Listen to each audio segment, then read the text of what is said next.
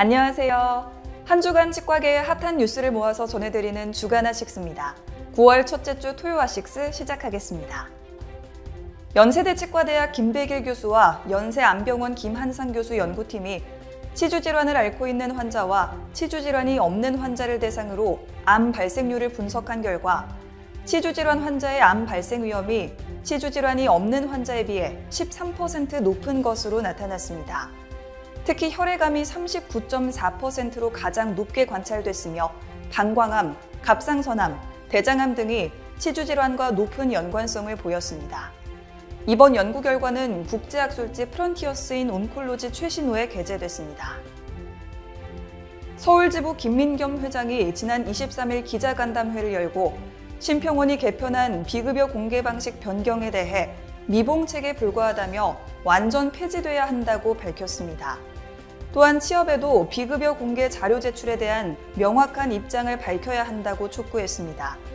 한편 이번 자리를 함께한 충북치과의사회 이만규 회장은 취업이 의료기기 업체에서 받은 후원금 사용처를 밝히라며 재차 요구했습니다. 연세치대 차인호 교수 연구팀이 두경부암으로 방사선 치료를 받은 환자들을 대상으로 임플란트 식립의 예후와 위험 요인을 조사한 결과 방사선에 다량 노출된 환자의 경우 임플란트 실패 위험이 높은 것으로 나타났습니다. 특히 방사선 치료를 받는 시점도 영향을 미쳤는데 임플란트 식립 전 방사선 치료를 받은 환자는 식립 후 방사선 치료를 받은 환자보다 임플란트 실패 위험이 더 높은 것으로 조사됐습니다. 연구팀은 두경부의 방사선 치료를 받는 환자 중 위험 요소가 하나라도 존재하는 경우 세심한 모니터링이 필요하다고 제언했습니다. 국제학술지 노년치의학에 실린 연구 논문에 따르면 국내 치과대학 중 노인치의학을 필수 교과로 지정한 곳은 6곳으로 54.5%에 그친 것으로 나타났습니다. 특히 국내 치과대학의 노인치의학 관련 커리큘럼이 다른 국가에 비해 임상실습 교육 등이 열악함에 따라 보완이 필요하다는 지적입니다. 반면 미국 치과대학의 57.1%는 임상교육 프로그램을 가지고 있었으며 유럽 치과대학의 64.2%는 임상실습을 실시하고 있었습니다. 치아 액세서리, 일명 그릴즈가 최근 젊은 층 사이에서 유행을 타면서 부작용에 대한 우려가 제기되고 있습니다.